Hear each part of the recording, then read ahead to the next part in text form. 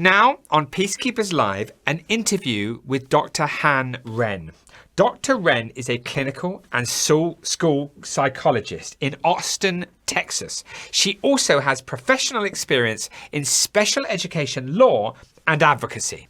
Welcome, Dr. Ren, to Peacekeepers Live. Hi, thank you so much for having me, Jeremy.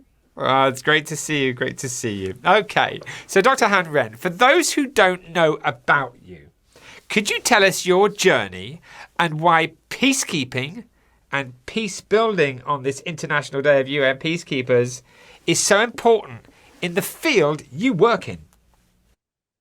Yeah, I am a licensed psychologist in private practice with experience in lots of different settings. And I started my practice in spring of 2017, which was after the inauguration of our president at that time. And coming to my office were a lot of people of the global majority struggling with their sense of safety and their sense of being seen, given the changes in policy. And, fast forward a few years and we have COVID and the pandemic hit, and really just seeing the impact and ripple effect on people's mental health.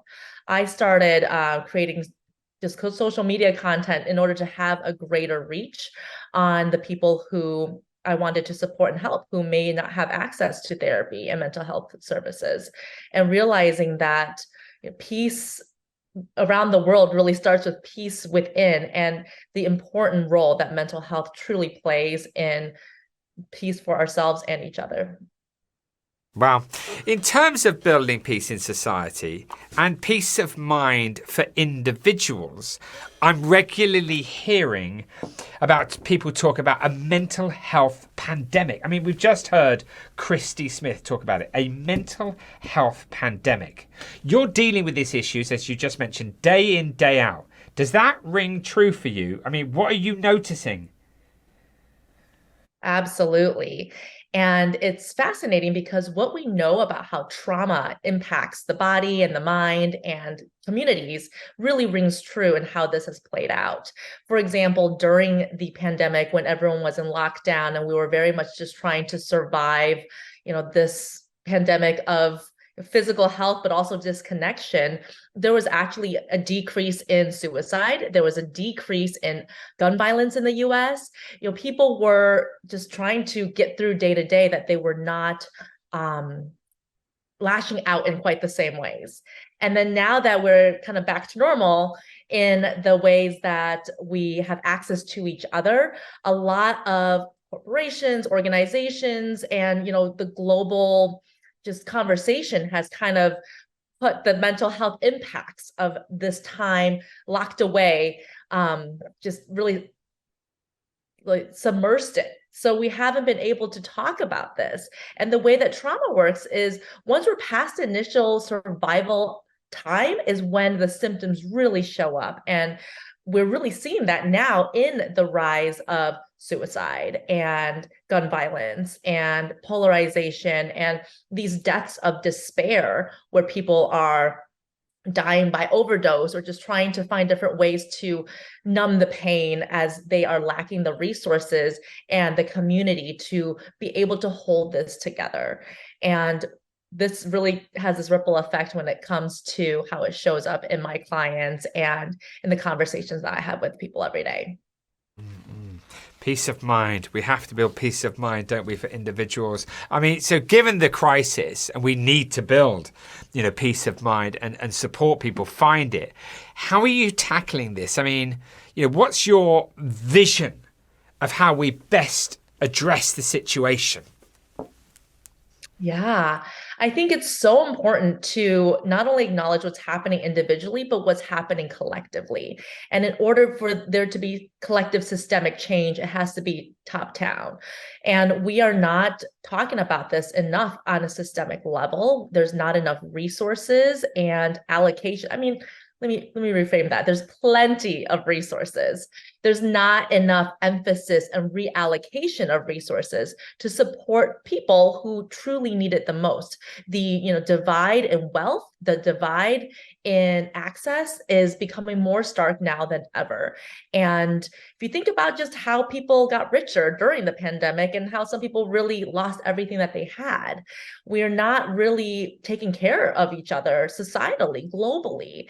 And we really have to talk about mental health from the systemic perspective, where we are offering access to therapy and basic income and housing and medical health and healthcare and support, and being able to really support people from a standard and quality of living perspective in order for them to be able to lift the baseline enough to even begin to address what's going on in people's lives individually. When we are out of the place of survival, then we can actually begin to focus on mental health. It's actually a luxury for a lot of people when they're just trying to put food on the table. Gosh, it's very difficult, isn't it? And it's a real worry. I mean, as the cost of living increases, and I mean, it's just affecting everybody. And if you're struggling and everything's going up in price, and it's difficult at work, or you don't have that job. I mean, your heart just absolutely goes out, to those individuals in that incredibly difficult situation.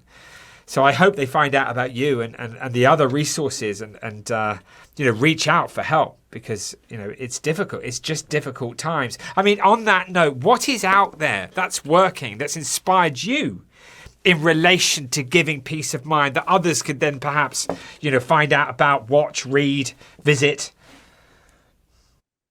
Yeah, I think it's so important that we tackle this from a community perspective, a collective perspective. When we are alone, that's when trauma really solidifies, this felt sense of being lonely and alone. And when we're able to band together and form community and be a collective, then we have power in numbers and power in our voice. And so part of what is so important in this work is destigmatizing, de-shaming this, especially for communities of color, where there is a lot of shame in talking about mental health and in reaching out for that support. And that's not to say that therapy is the only way to support each other. There's so many different ways of healing that we can access in order to build this collective care network that works. But most importantly, we have to be able to live. And that is, policy and much bigger pictures than just individual mental health types of problems. This is, around just economic health and the global disparities of wealth that, we as a nation, a country, a planet needs to really band together to find some equitable solutions for everybody. So that's what's really important to me is this idea of informing people, giving them information, but then inspiring them so we don't feel disempowered. And then offering them the opportunity to engage, which would then lead to some kind of impact. Before we get on about how people can find out more about your work, could you tell me, so if I'm at home, I'm struggling, money's difficult, I'm mentally, I'm in a tough place. Where can I go? What do you recommend? What resources are out there that you could just tell me about? Yeah, I think, for as many complaints as there are about social media, there's actually a lot of resources on social media for supporting your mental health, a lot of tips, and it really increases access for those of us who cannot afford therapy. I also think it's really important that we just talk to each other, our friends, our family, and really being available to be receptive to others who may reach out to us. This de-shaming, destigmatizing of having real conversations about our struggles and our mental health issues is a key part of moving the conversation. Everyone's siloed with their own individual problems and not realizing that the people around us are going through very similar things. And so the more that we can start and progress a conversation around how to feel less alone in our struggles, the more we can actually move towards solutions. So much of my work is just bearing witness to people's pain and people's lives. And there's so much healing and power in just knowing that you are not alone in what you're going through. And I hear these stories every single day, and they are so similar, but everyone tells me, I feel like I'm the only one. So if we can really focus our energies on what is accessible to us now, which is holding space, being more vulnerable with each other, confronting difficult, crucial conversations, and actually addressing conflict instead of running from it. These are all small and essential steps to improving people's relational health, community health, and individual mental health.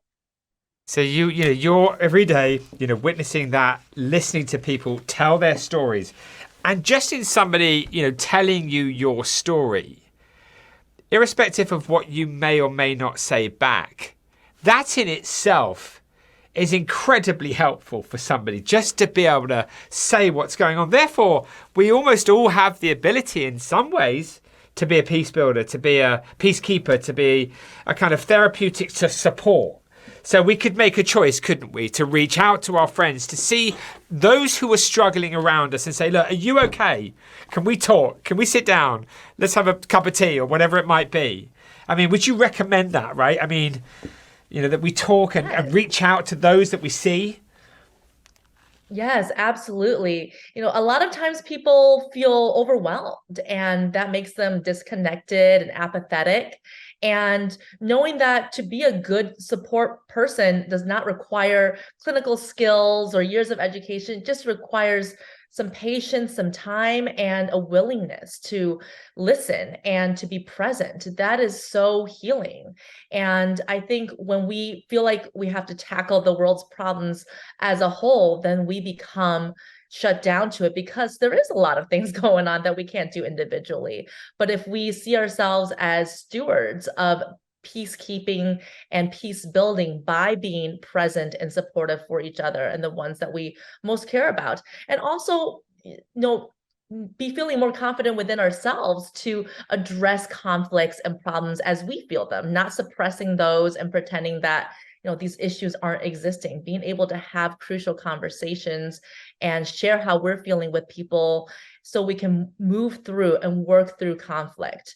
That is so essential on the micro level, which then ripples out and expands to the macro level when it comes to peacekeeping and peace building.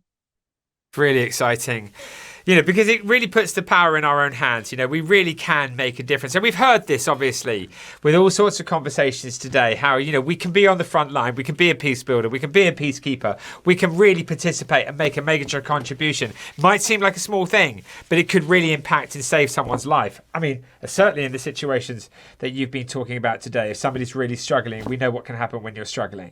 But if somebody might have reached out, then of course that could make all the difference. So wonderful that we've spoken about that. So for somebody who's been inspired by the words that you've said, because I certainly have been, and thank you for your time, I really appreciate it. And it's so lovely how you've talked about peacekeeping and peace building on this International Day of Peacekeepers and really brought it home to us that actually it is happening in areas of conflict, but we could be a peacekeeper in our homes, communities, schools and places of work. So thank you, as you've talked through today, of reminding us of that. Let me ask you the last question. If people would like to support you or find out more about your work, how can they? Yeah, thank you so much for having me, Jeremy. It was such an honor to be part of this today. And I have so much admiration for the phenomenal work that you're doing. I am on Instagram and TikTok as Dr. Han Ren. You can go to my website, drhanren.com, engage with me there. I would love to hear from everyone. This is a personal and professional and political mission for me to be able to spread peace individually and liberation collectively.